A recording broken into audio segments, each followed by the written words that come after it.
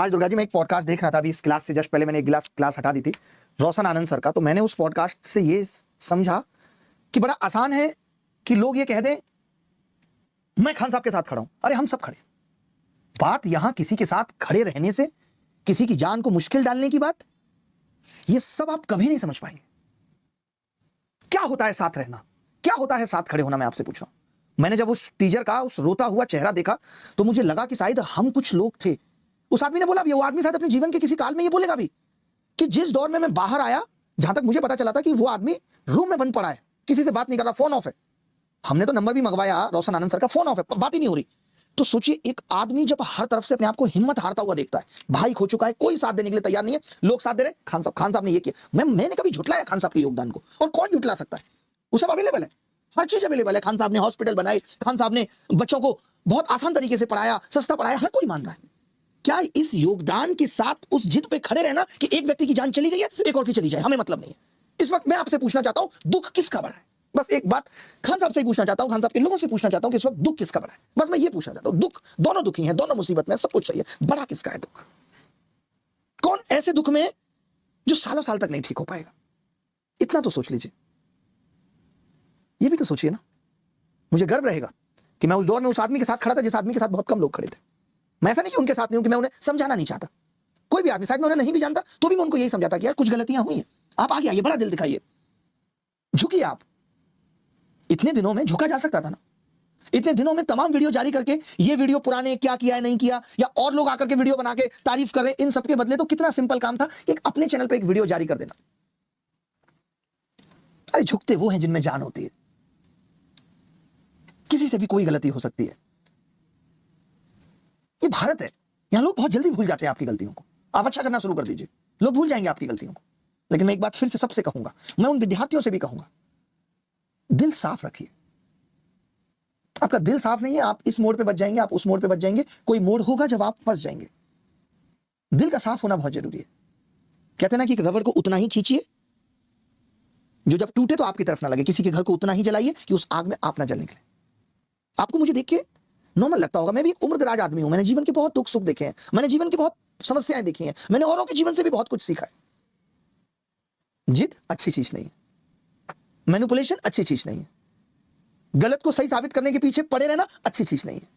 जो गलत है सो गलत है।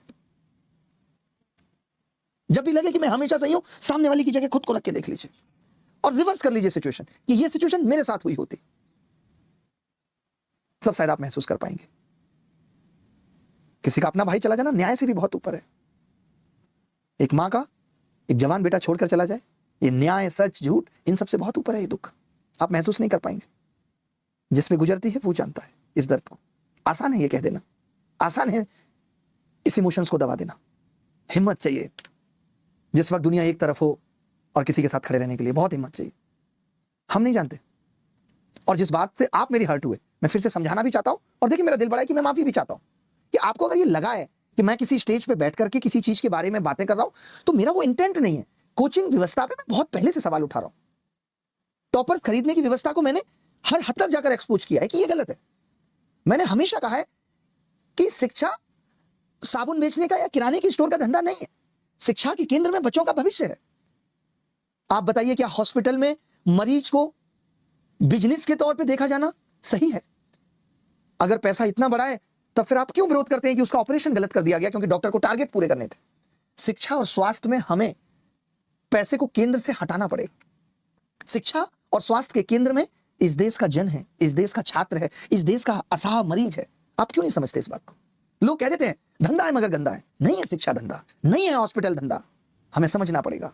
मरीज दया का पात्र है। एक विद्यार्थी जो अपने घर से 4,000 रुपए बाप के पैसे पे हर महीने मंगा रहा है, वो दया का पात्र है। वो कस्टमर नहीं है कि मैं इस प्लानिंग में लगूं कि कैसे इसको 8 साल तक अपना कस्टमर बना के रखना है और लगातार इससे पैसे वसूलते रहना है, बोतल, बैग, बस्ता सब बेचते रहना है। इसको नहीं है। साबुन का विज्ञापन गलत हो, नुकसान नहीं है। तो हमें ध्यान रखना पड़ेगा। हम सब शिक्षकों की ये जिम्मेदारी है। इतने बड़े बड़े शिक्षक हैं, मैं उन सब शिक्षकों से गुजारिश करता हूं। मैं तो अपने शब्द भी वापस लेके अब ये कहता हूं कि माफी मेरे शब्दों के लिए, लेकिन फिर भी शिक्षा व्यवस्था या जो वो कोचिंग व्यवस्था है वो बहुत खराब है।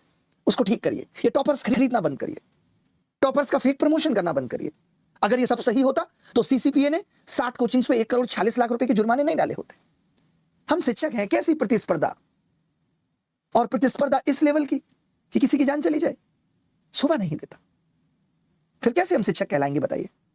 तो मेरी हमेशा लड़ाई किसी पर्टिकुलर इंसान, किसी पर्टिकुलर व्यवस्था से नहीं है, मेरी लड़ाई उस हर मुद्दे से है जो समाज को खोखला बना रहा है, और आज से नहीं है।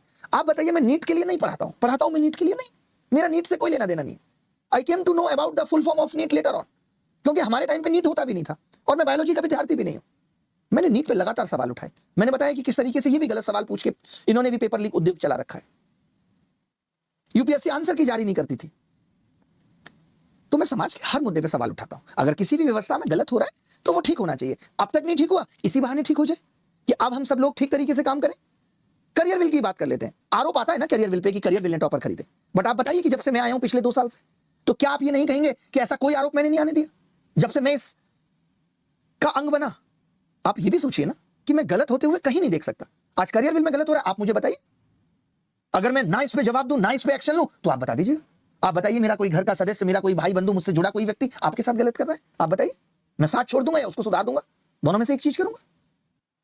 बाकी भले ही खान साहब से गलती हुई, लेकिन मेरी सहानुभूति अभी भी है उनके लिए, और अभी भी मेरा कहना है कि यार ये गलती उनसे गलत हो गई, वो बयान उनसे गलत आ गया, मैं उनको गलती मान रहा हूं। मैं कभी मैंने ये नहीं कहा कि उनका इंटेंट गलत हो सकता है। आप बताओ कभी मैंने कहा हो कि इंटेंट गलत है? मैंने गलतियां ही बताई।